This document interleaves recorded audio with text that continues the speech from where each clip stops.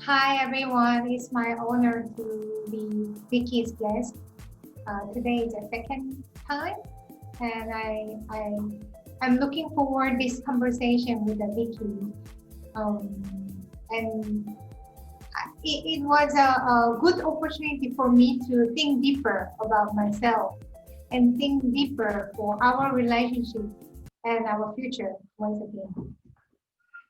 And now I'm living in Hong Kong with my husband, and I'm a housewife.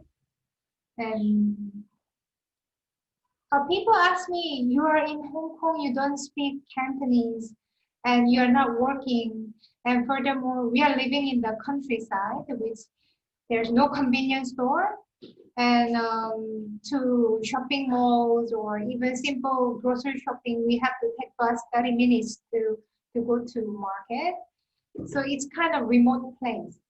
And people ask me, are you bored or are you suffocate there?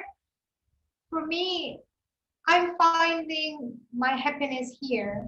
And I can, yeah, every day I appreciate this situation and appreciate my husband's effort to work hard and take care of us.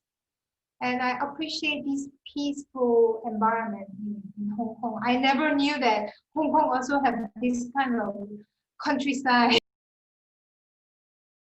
I live. Yeah, I like the point that you say you are seeking this balance in Hong Kong. In Hong Kong, you know that we know it's such a hustle and bustle place, right? It's so fast. People are reacting fast, talking fast, bargaining, walking fast. The momentum is just fast, fast, fast. Tell us, share with us a little bit. You are newly married, and you're going to a new environment. You have this new situation that you're taking care, a new home, right? A new environment, a new identity as a wife. Right. And you look really happy. And you are saying that you're trying to like take the bus 30 minutes. How do you seek environmental balance in terms of this physiological happiness? Let's not talk about the inner happiness. Let's talk about the happiness, the balance in the external first. How do you do that? And what makes you get that? Okay, for me, I lived in Singapore before I came to Hong Kong for many years, almost 2 decades. When we decided to come to Hong Kong to live, I was really happy. The reason is this is a new environment, which means I can reset myself that I don't know anything. Reset. Which means every day, every situation is new, which I can learn something out of it. So I don't generalize anything. Everything is, what is this? I don't know. Let me learn. Please tell me more. So that kind of mindset made me feel exciting to go out to say hello to my neighbors and then take bus. Oh, bus is different from Singapore and everything is different and new and I don't know. So until now it's been 2 years, but still I feel so still new to this environment, and a lot of nature helped me a lot. Here's, as I mentioned, it's really a countryside. I can hear bird chirping, and then mountain behind. Right in front of our house is a small private beach, and a lot of trees and flowers. So this, nature friendly environment also helped me to enjoy this time. And because you actually lived in Singapore for 18 years, Yes. is there how should I say, is there an adjustment period when you left your home country to come to Singapore? Was there an adjustment period? Was it difficult? While I was living in Singapore, I always had this inferior complex that I'm a foreigner.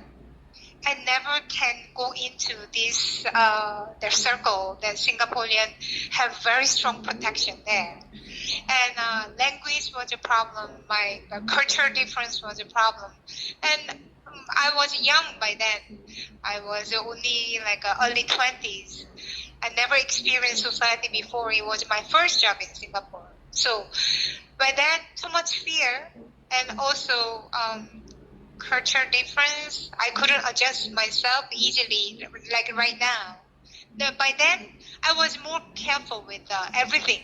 Now, difference is I'm excited to get to know new things. So that's the difference.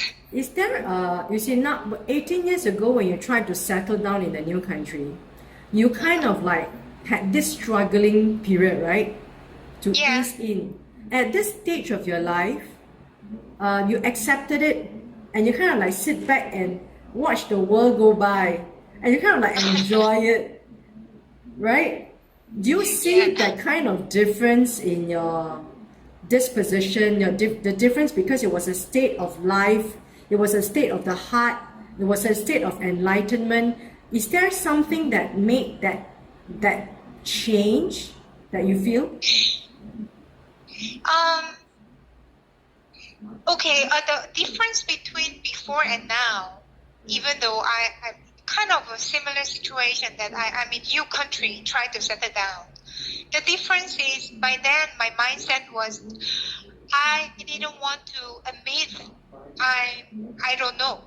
I try to hide.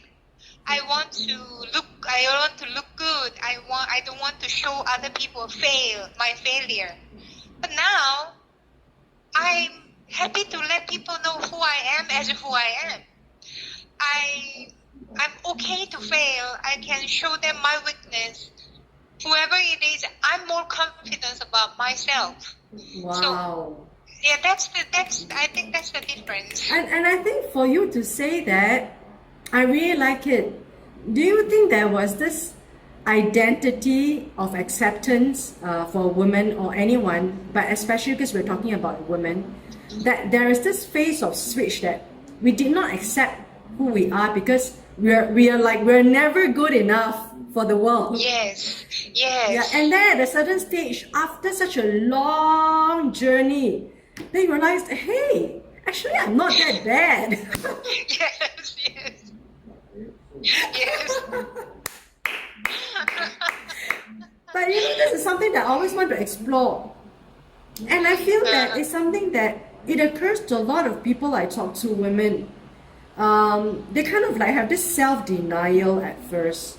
Like, I'm never good enough. I'm like what you say, I'm always like feeling insecure. I feel that I'm not as good, okay, and I feel that inadequate. You know, that level of inadequacy. So sometimes I think I like that you brought it up, and you also made me think like, what is that made Asian women? I'm not quite sure because I've never really spoken to Western women, but you know, my impression that I've lived in France, people are really strong. You know, they never think about such things, right? But a lot of my friends, Singaporeans, Chinese, non-Chinese, I'm talking about non-Chinese like Indians and Malays and all this, they all have this. And I'm thinking, oh my God, is there something that we're missing out? You know, at a certain phase when you're young, we are like that. We feel that, not everyone again, but myself too, we feel inadequate.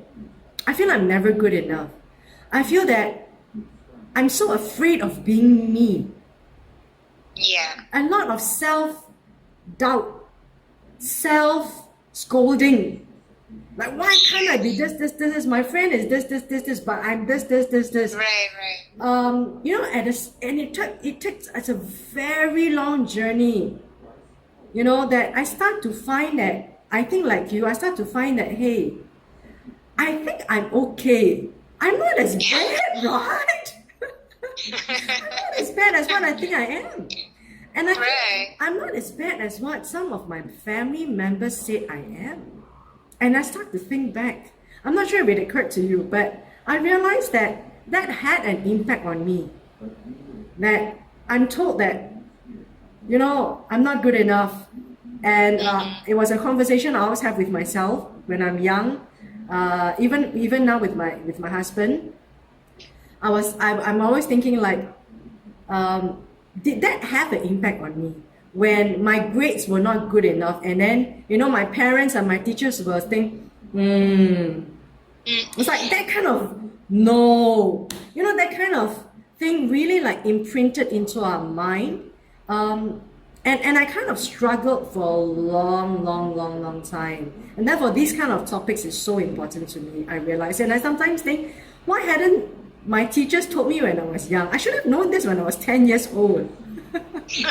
Well, what do you think? Like now you're easing into yourself. Tell me about your new identity, your new found comfort with yourself, your new found hey, I find peace with myself. I can watch the world go by, and I can watch myself go by, and it's okay. It's good. Tell me about this kind of like, the curve that has come to this revelation. I think this marriage was really turning point for my life. When I decided to marry a foreigner, which is Tailing, Singaporean, and who never lived in overseas before. And then he said he never went out with any foreigner girlfriend before. And he said, I am Singaporean. I'm very Singaporean. And when I decided to start a relationship with him, I realized that I have to know who I am by myself first, so that I can explain to him my user guide. Tailing, you don't know me, but I want you to treat me well. How? I have to guide you. I need to give you my user guide to you so that you can use me well.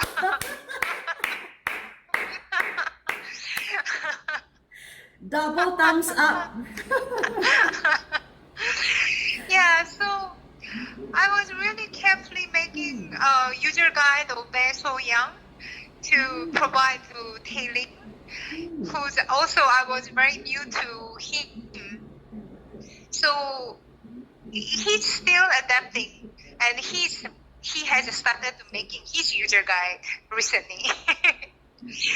So by that 4 years, I've been guiding him. Who am I? Every day, I'm having quiet time with myself. When I'm happy, what I like, disturb me, so that I have a regular me time to have a conversation with myself. Okay. And then Pause. I understand Pause. I think I like that. Okay, tell the viewers and tell the listeners and tell myself, define this me time, how it occurs, at which point of the day, what goes through your mind, and then tell us the content of it. Okay, I wake up at 4 a.m. every day, and 4 a.m. to 5:30, 1.5 hours is completely quiet me time, and I do meditation, and then I think. I review myself. It's a reflection time, and after meditation, I practice yoga, and these 1.5 hours every day make me feel that I'm getting closer to myself. So, which means I have a confidence on my decisions. Before, I didn't have the time. I was too busy when I was working. I was too busy to meet other people's expectation of me. So I didn't know who am I. I didn't have time to see what I want, who am I, how to make decisions. But I always look at their expectation, their preference, to adjust myself to fit to their needs. But in Hong Kong, finally, after I married Tailing, I focus on myself more, and that really helped to make myself happier. And then with that time, I can explain to Tailing better of myself. And when I'm happy, I realize I'm kind with my word. And then I'm more generous. And I'm more understanding. Because I have a confidence in myself, what I make decision, what I talk, I'm confident of myself. So I can be more generous to others. And then that's really helpful for our relationship. And then I'm very thankful for my husband to allow me to have this me time. Initially, he had an issue that, why do you have to wake up so early? I think it's not good for your health. Please be normal. You say you're waking up at 4 a.m. I never seen any normal people wake up at 4 a.m. But now he's kind of encouraged me and he accepts me as who I am because I've been constantly express him how happy I have my me time early in the morning before sunrise. Yeah. You know, I think your this me time philosophy can be one course MBA for women, you know, and I don't underestimate this me time that you actually have explained. Is a whole revolution that paradigm shift your mindset and paradigm shift everything that's so unseen by other people, yet the work is being done from the soul level, right? and I would like to summarize what you say in a bullet point. Number one, this me time is something that you reflect on yourself, what you like, what you don't like, what made you angry, what can you do better, and it's 1.5 hours of meditation. And then you think about what makes you happy, right? And then it also makes you accept yourself better. You said that. It makes you communicate better to others. And it makes you, because you're spending time yourself, you know yourself better, right? You know your strength, your weakness, and make you better. And you are trying to meet your own needs. Yes. And your own needs include your happiness. And because of that, you become more generous, and you become kinder, and you choose your words better, and you treat the world, the external world better. And there's this big, huge dynamic interaction between the inner soul and the outer world. Yes. Can I say that? So what you're actually doing is huge. You know, even though you're telling me, oh, it's 1.5 hours, but to me, it's a huge deal. Because you're talking about an interaction of your inner self with an outside world and trying to find a peace and balance, and there's no conflict with the external world, right? Yes. Whereby a lot of us are always struggling with the external world, but they forgot about finding the internal balance and trying to, and because they cannot find internal balance, they always have this struggle at the interface between internal and external because they never had an internal resolution. Can I say that? Yes. Yes. Have I explained it well in MBA terms?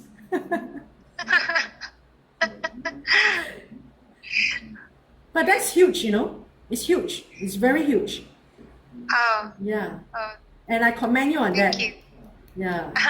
That's a lot of self-realization. Do you know that? That's a lot of self-realization. What made you come? What made you? Now my next question is, what made you come to this level that I want to have a me time, and I want to be committed to it?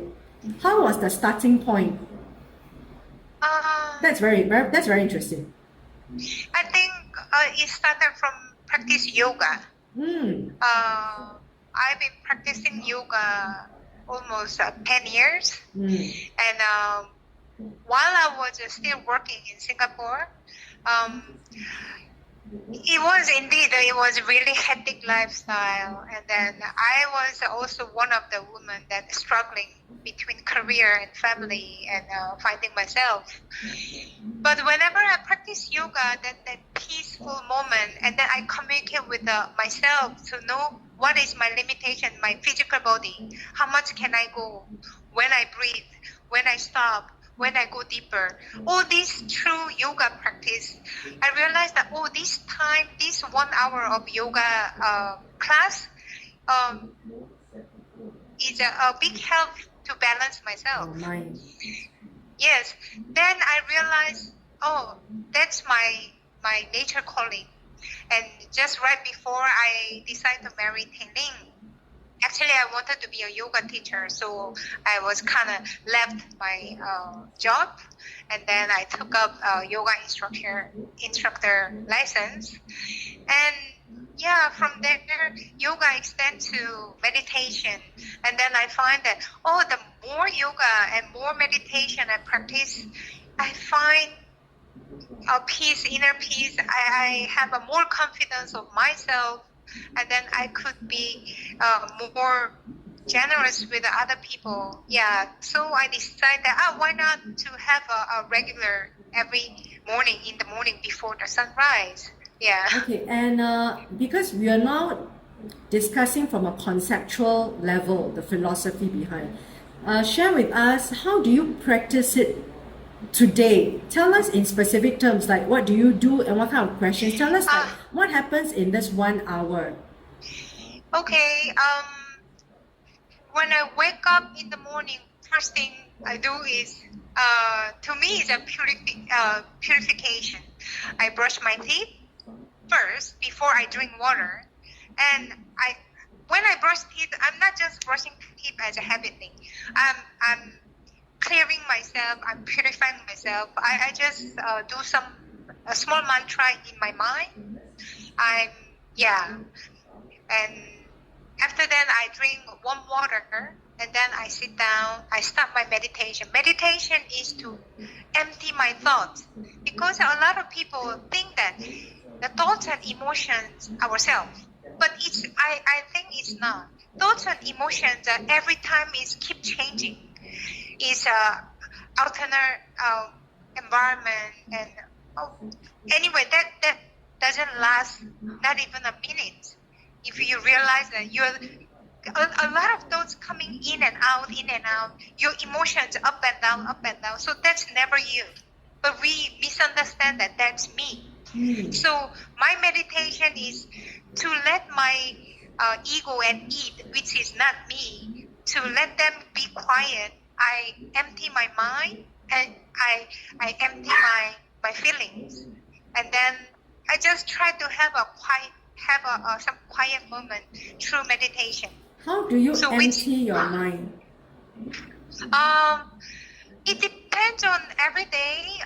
Sometimes I do mantra, some kind of mantra, repeating the mantra. So the point is, I do not want my thoughts to disturb my meditation. So when thoughts coming in, okay, I'm seeing these thoughts.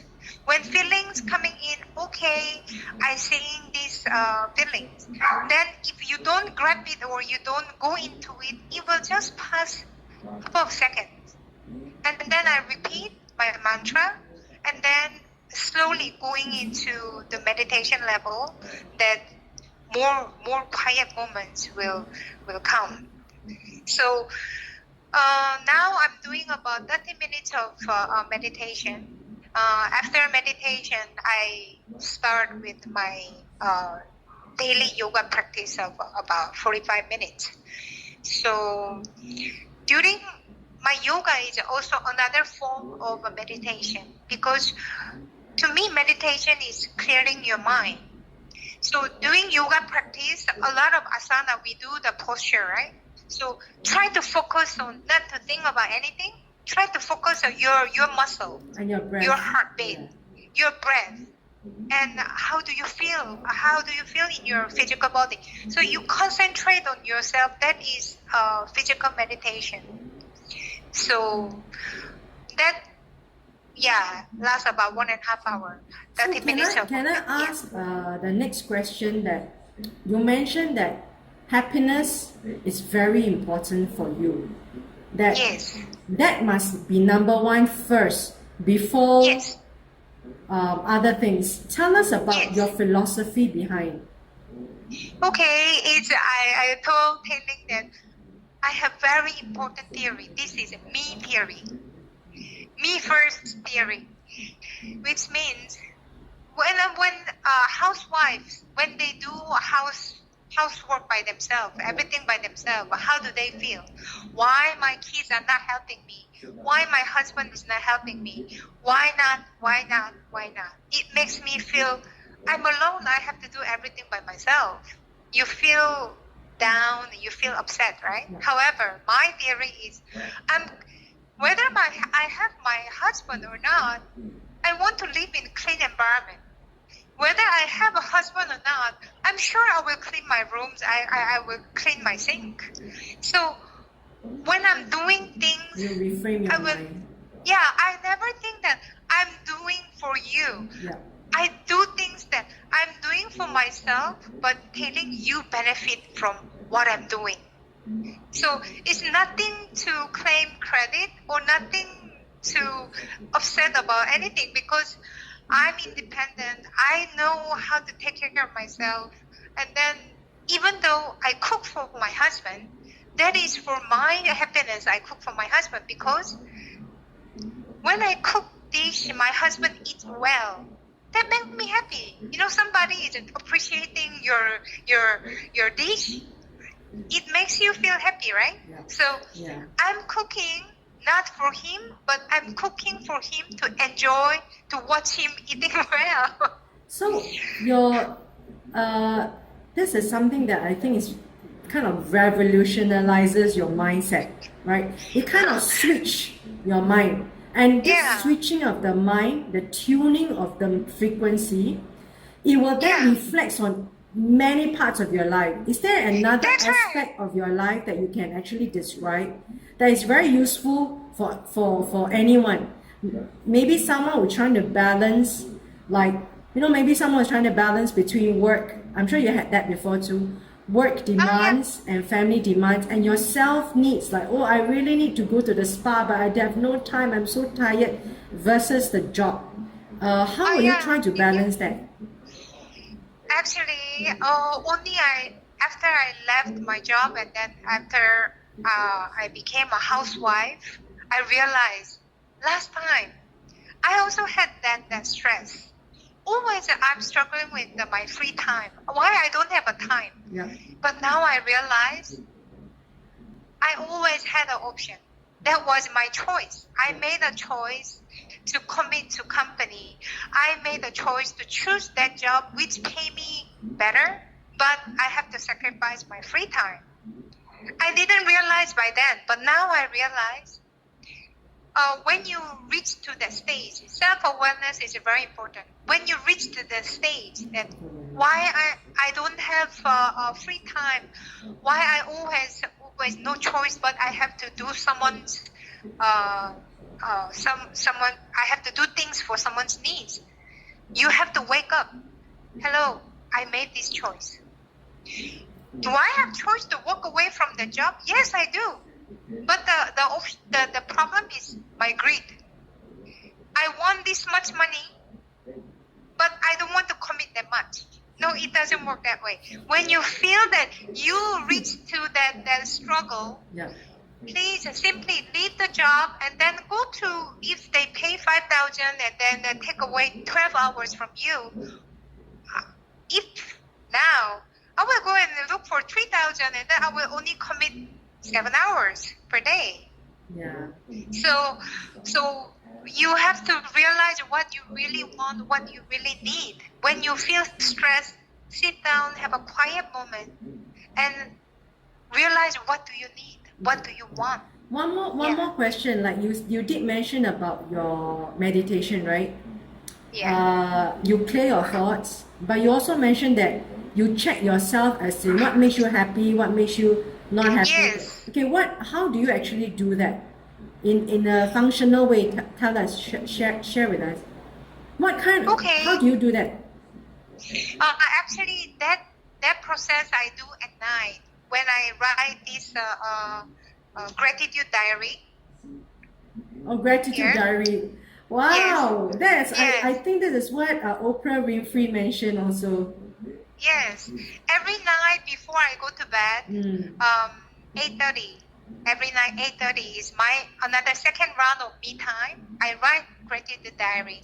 While I'm writing, I find what makes me happy today, somebody who I appreciate, and then what was today's event, which moment I enjoyed, today's sunset, what color was it, and yeah, while I'm writing this gratitude diary, and I know myself, okay, this moment I enjoyed because of blah, blah, blah. And then this moment I felt sad. However, I still appreciate that it wasn't this, but it's still this. So that is a process that I, in very detail, every day, I'm writing down. Yeah. And I think that is very commendable for a modern lifestyle for a modern woman like you. But that is, I think it is a very, it takes a lot of commitment. You know, people will say, oh, it's a diary, it's very easy, but you know, actually it takes a lot of commitment for you to do that. And I commend you, and another multiple thumbs up again. And you know, you have described this, and I'm listening very intently. Am I right to say that all this, especially with the gratitude diary, it makes you very in touch with the very inner cellular level of your soul? Can I say that? Can you tell us more? What is your understanding? Okay, first of all, what I want to explain is what motivates me to write gratitude diary every day is, Vicky, I realized a few of my close friends, when they call me, they share with me about their unhappiness with their relationships, and then how unhappy they are. But when I ask them, you know what makes you unhappy, but do you know what actually makes you happy? When I ask them, they can't answer. So I said, another question was, how do you want your husband to treat you? And they say, oh, be nice to me, be kind to me, be generous to me. Then I ask them, do you treat like that to yourself? Are you treating yourself the same as the expectation you have from your husband to treat you? They can't answer. So my gratitude diary is to find out, how do I want to be treated by others? And then I want to start from myself. I want to treat that way to myself. I spend time to get to know myself, hear my voice, and then try to meet my true self. It's very deep inside. It's not my emotion. It's not my thought. My true self is very deep inside. It is you like, really have to. It is like the consciousness of the soul. Am I right to say That's that? right. Yeah. Yes. You have to, let's say you get to know somebody. You met the person first time. How long do you think need time to put effort to get to know the person? It's the same thing. Slowly, step by step. You have to be truthful, and you have to put effort and true interest and love. Then truly you can get to know the person, and then you can be close to the person. It's the same thing. Why not I do that to myself? Yeah. I say I love tailing. Yes, I love tailing. But before that, I need to love myself first. Then I will know how to love others. Very well said. I must applaud you for that. Let's give you a round of applause. Thank you. No, I really enjoy what you say, and I'm listening very intently. No, there is a very big difference between someone who's rushing in life, struggling in life, and actually they're struggling with themselves. And someone like you, who have this, you're into this mode, or this frequency and this channel that you have tuned yourself into. And this channel only you know, because it's so deep. And this channel is, you know, in your mind. It's not just the level of intellect. It's not about intelligence. It's about knowing deep inside. And because of that, you are able to make that statement with confidence. Happiness, my happiness is number one. And that's why that sentence is so deep, and I detected that, and I saw that, that sentence not many people can make. And when people make that sentence, it's either coming from a place of selfishness, but you came from a place of knowing. Yes. Yeah, and not selfishness. There's a difference between, I want to buy a bag. The handbag must make me happy, right? I need to have this amount of money. I need my husband to do this. That will make me happy, right? So that kind of happiness is the external happiness. But for you, not only you have actually came up from that level of external. If I could imagine the graph that I'm drawing, you came up from this external shell to go into the inner shell. And this inner shell, you're going deeper and deeper into the core of knowing yourself. And this is a journey that you have done. Through this, probably the 10 years of this practice that you have. And this 10 years of practice that you have gave you a deeper and deeper understanding and the level of knowing yourself and the consciousness of this, the consciousness of the conscious level. Am I right to say that? So this is truly amazing. So Young, it is truly amazing. And if a modern woman like you could sit down here over the Zoom to speak about this, I'm very sure this should be shared with more people.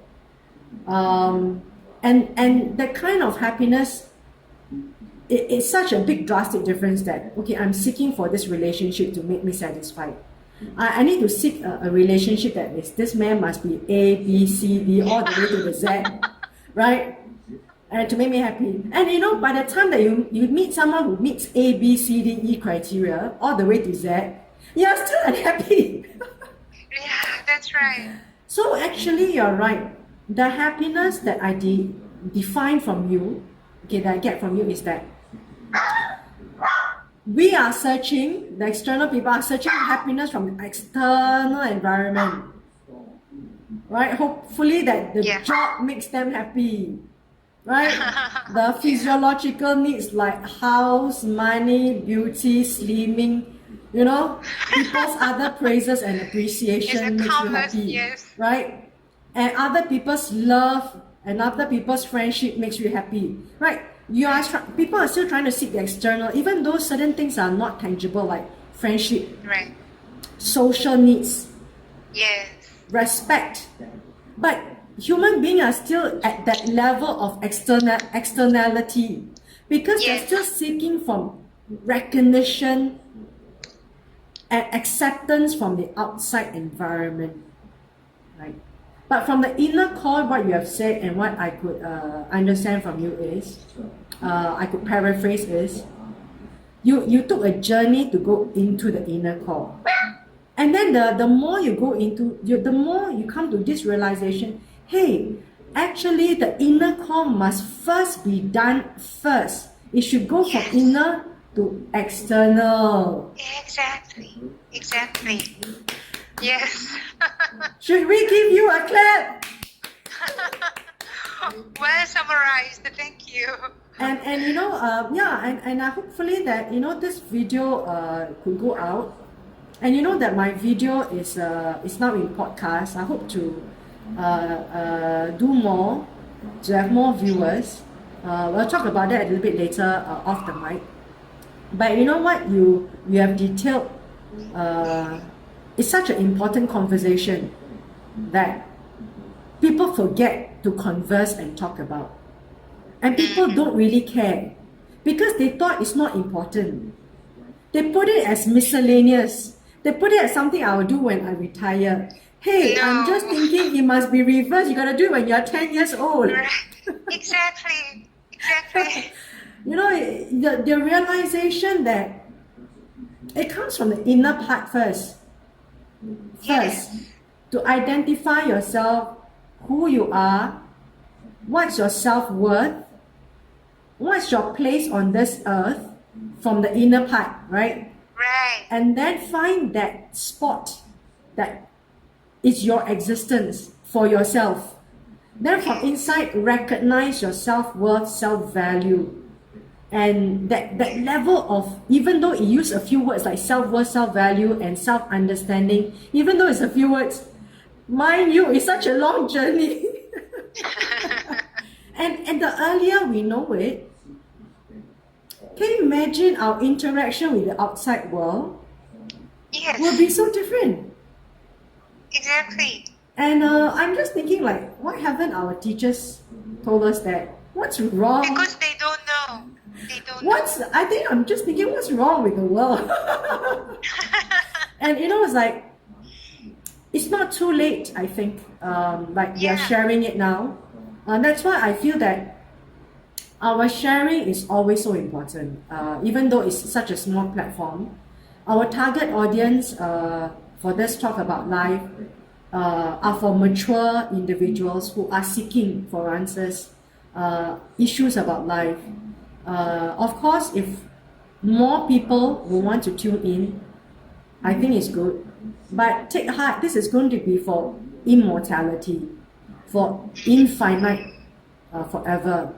So I always feel positive that someone down the road, if they can take just one sentence away, I think we have done our job.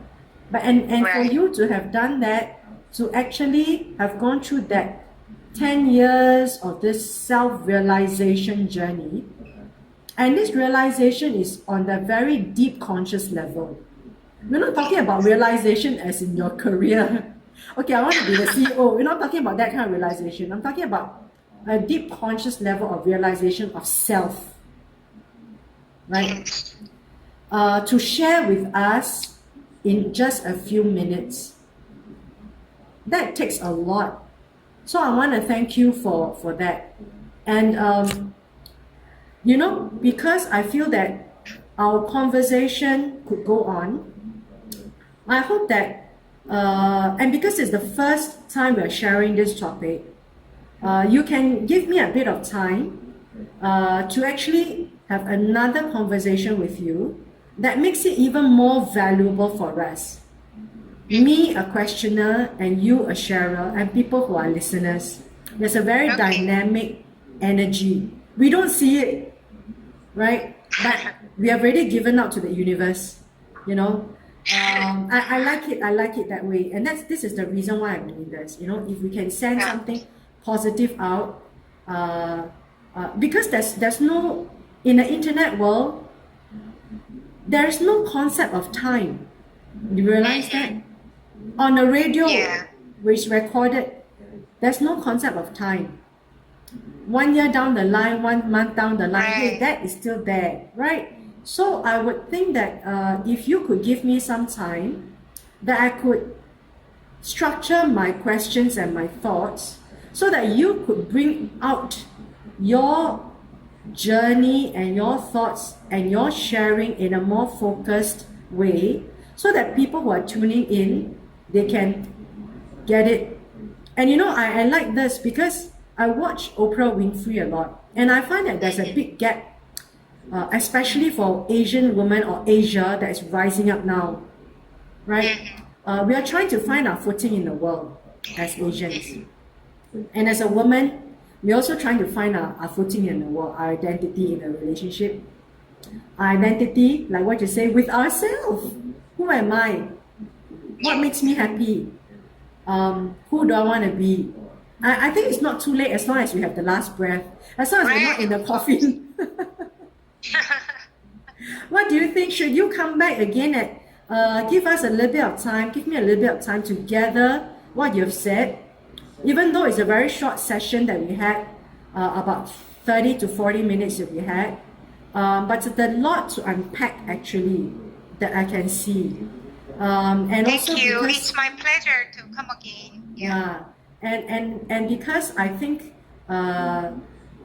if I ask you the right questions, you will be able to bring out what's best that you want to share. So I think I have a very important job. So I think you've given me a very important job. What do you think, So Young? Actually, what I'm doing, I think it's not something special, and it's not too difficult. Because everyone can start, but just I think with your help, I can share with the more people, and then let them realize this simple practice can make their life different, big difference. And even though you say it's a simple practice, just like me being a Christian, the Christian is like you need to read the Bible. Like you can even read one sentence, but who does that? Right? It's very simple, but that takes a lot of commitment. Right? So what you have done, even though it's simple, it's not simple because it takes a whole world of that revolutionizing your thought, and that thought revolutionizes your priorities that hey, I need to wake up at 4 a.m.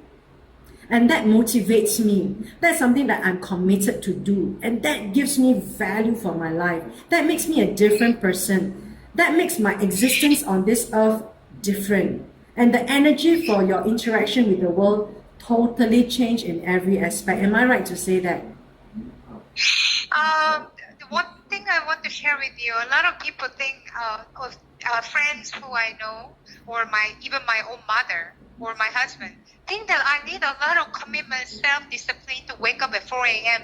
But to me, right, I enjoy this quiet 1.5 hours so much that I'm looking forward to sleep early so that I can start to do my meditation and I have my me time. So it's no longer it's a commitment or some sacrifice or something. It's some excitement to looking forward.